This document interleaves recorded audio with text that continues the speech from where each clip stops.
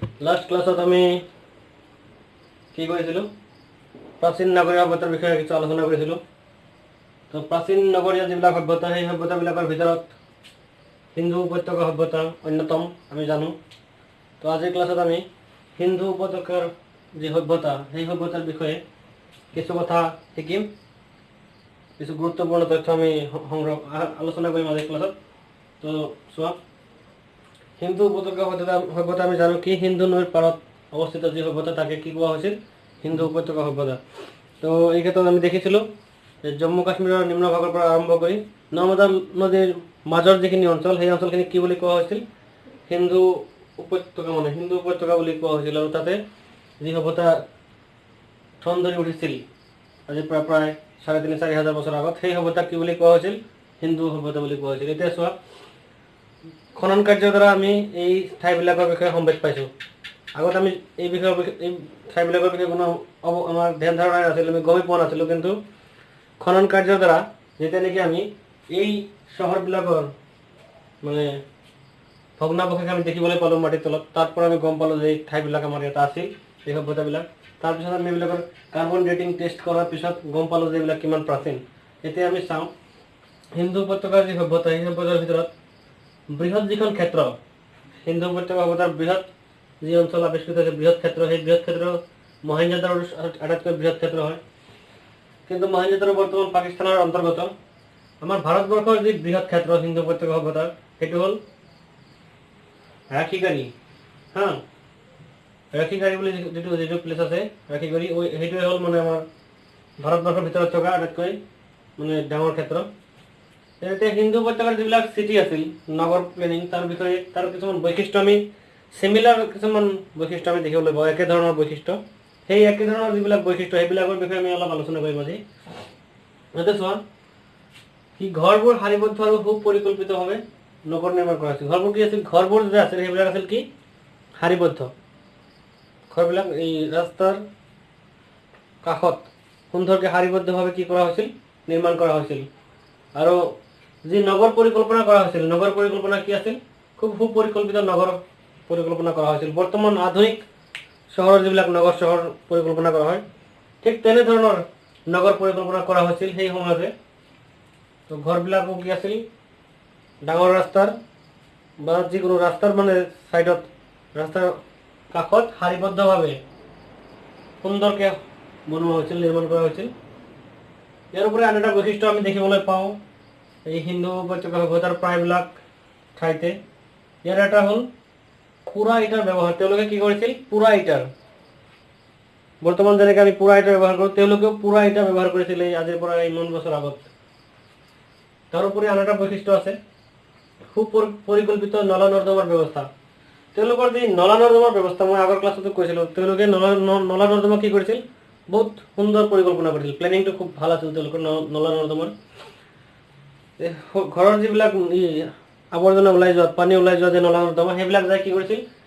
ৰাস্তাত মাটিৰ তলেদি যোৱা ডাঙৰ নলা নৰ্দমা আছিল, ডাঙৰ যি নলাবোৰ আছিল সেই নলাবোৰত কি কৰিছিল? এই ঘৰৰ যিবিলাক নৰ্দমা সেইবোৰ সংযুক্ত হৈছিল আৰু সেই পানীবোৰ প্ৰত্যেক ঘৰৰ পৰা পানীবিলাক গৈ সৰু নলাৰে গৈ ডাঙৰ নলাত পৰিছিল গৈ। আৰু এনেধৰণৰ এটা সুপৰিকল্পিত নলা নৰ্দমা ব্যৱস্থা আছিল। নলা নৰ্দমাবোৰৰ ওপৰত ঢাকনিৰ ব্যৱস্থা আছিল ৰাস্তাত। তাৰোপৰি কি আছিল?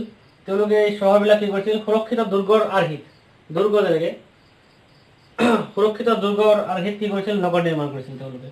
এই ক্ষেত্ৰত চাহনুদাৰো নামৰ যিখন নগৰ সেইখন অলপ ব্যতিক্ৰম। চাহনুদাৰত কি হৈছিল?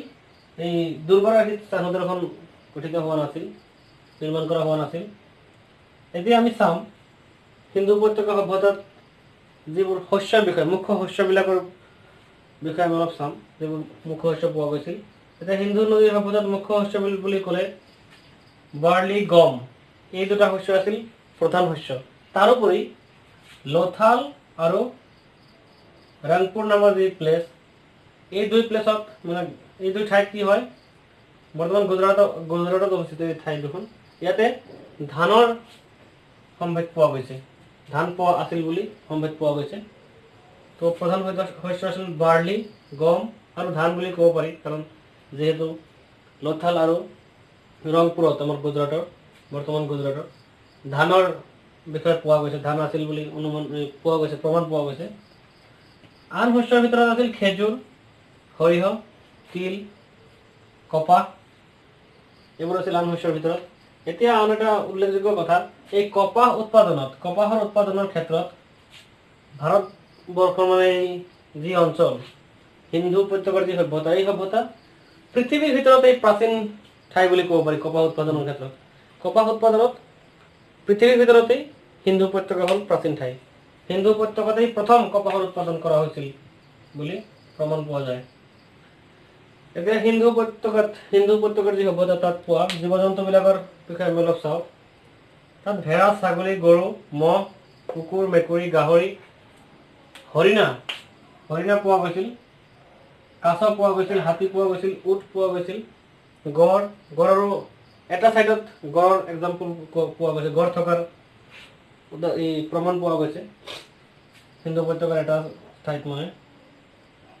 বাঘ পোৱা গৈছিল, বন গাহৰি পোৱা গৈছিল।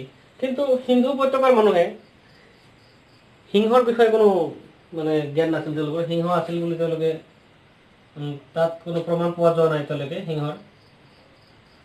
ইয়াৰ উপৰি আন এটা জীৱ পোৱা যায়, আন এটা বিশেষ প্ৰজাতিৰ এক হৰিণ পোৱা গৈছিল সিন্ধু উপত্যকা সভ্যতাত। এটা শিং থকা হৰিণ, এইটো সিন্ধু উপত্যকা সভ্যতাত আমি থকাৰ কথা প্ৰমাণ পাওঁ। এতিয়া এওঁলোক যে এই সিন্ধু উপত্যকা সভ্যতাৰ যিবিলাক নগৰ চহৰ আছিল, প্ৰাচীন নগৰবিলাক, এই নগৰবিলাক কি আছিল, খুবেই উন্নত আছিল আৰু তেওঁলোকে ব্যৱসায় বাণিজ্য কৰিছিল। তেওঁলোকে আনকি বিদেশৰ লগতো ব্যৱসায় বাণিজ্য কৰিছিল।